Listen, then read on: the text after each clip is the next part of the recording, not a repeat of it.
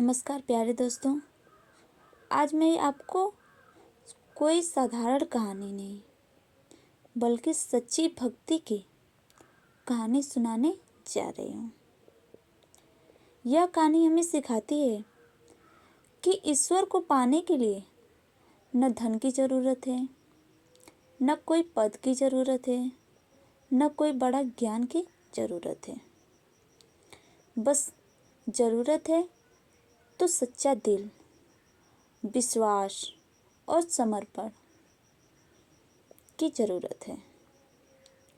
तो आइए दोस्तों, आंखें बंद करिए, मन को शांत करिए, मन को शांत रखिए और इस भक्ति कहानी में डूब जाइए।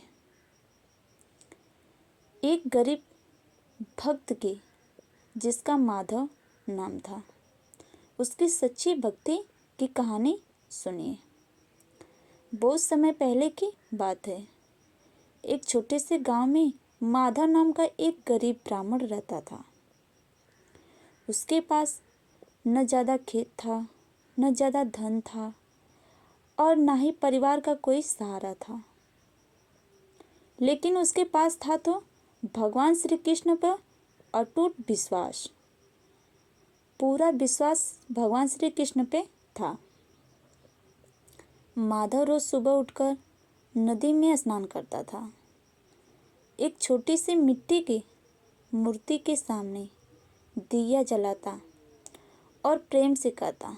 वह उसके पास क्या था? श्री कृष्ण की छोटी मूर्ति मिट्टी की थी। उसी मूर्ति के सामने वह दिया जलाता था और बोलता था, हे मेरे कन्हैया, आज जो मिलेगा उसी में संतोष मैं कर लूँगा। कई दिन ऐसे भी आते हैं जब उसके घर चूल्हा नहीं जलता था, लेकिन माधव कभी शिकायत नहीं करता था। वह कहता था, अगर आज नहीं मिला तो शायद कल भगवान कुछ बेहतर देंगे, कुछ अच्छा करेंगे। गांव के धनी लोग और अहंकार लोग उसी गांव में रहते थे। कुछ बहुत धनी लोग भी रहते थे। वे क्या करते थे कि बड़े मंदिर बनवाते थे, सोने चांदी के बर्तन चढ़ाते थे, लेकिन उसके दिलों में अहंकार भरा रहता था। धनी लोग के दिलों में लोभ भरा रहता था। वे क्या करते थे? माधव का मजाक उड़ाते थे। बोलते थे, अरे माधव, तेरी भक्ति से क्या होगा? भगवान तो धन वालों की सुनते हैं ना।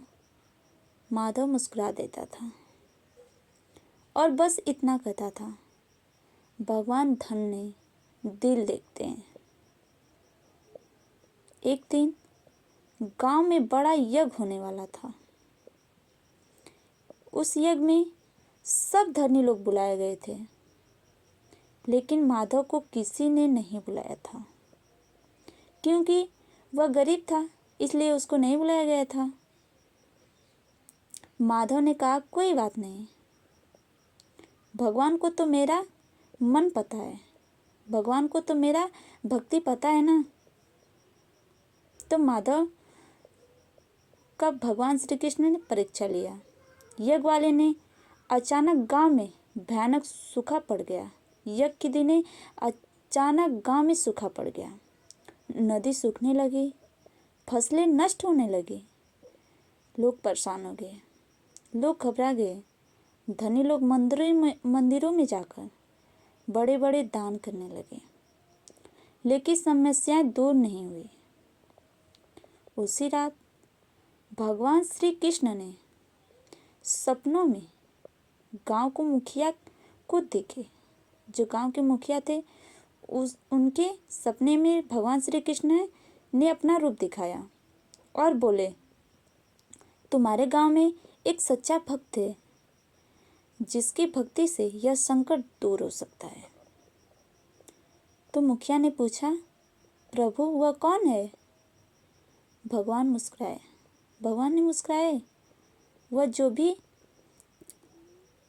कुछ भी न पाकर मुझ पर भरोसा करता है, वह है माधव की सच्ची भक्ति। उसका नाम है माधव।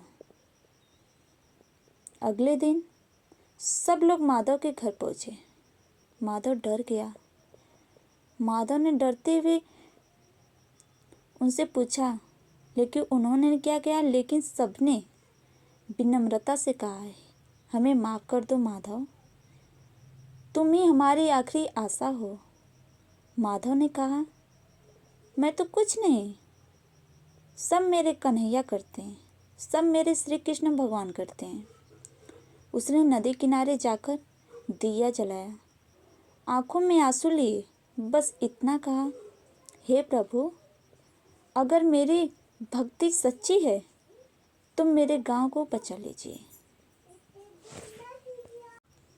दोस्तों, जैसे ही माधव ने यह कहा, आकाश में बादल घिर आए।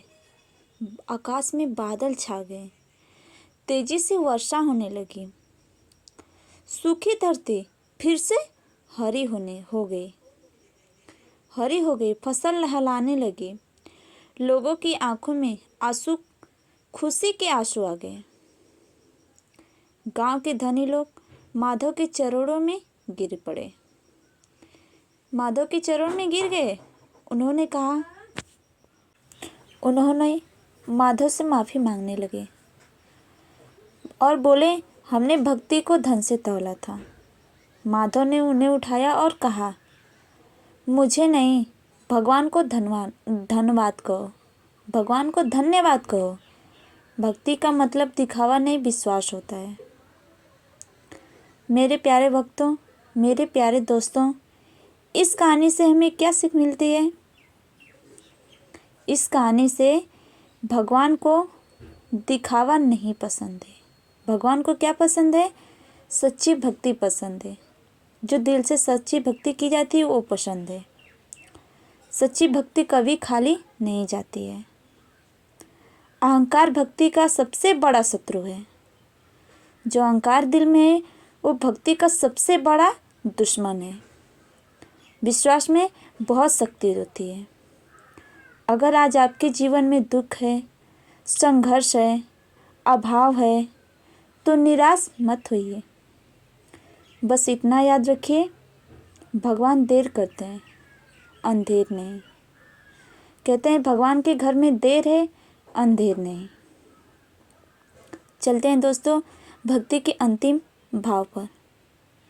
हे प्रभु, हमें माधव जैसी भक्ति देना, हमें माधव जैसी भक्ति सिखाना, जहाँ शिकायत नहीं, सिर्फ विश्वास हो।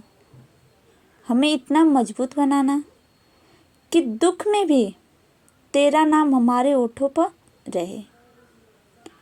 ऐसे भक्ति को पाने के लिए, सुनने के लिए हमारे चैनल को लाइक करके सब्सक्राइब कीजिए और कमेंट में जय श्री कृष्ण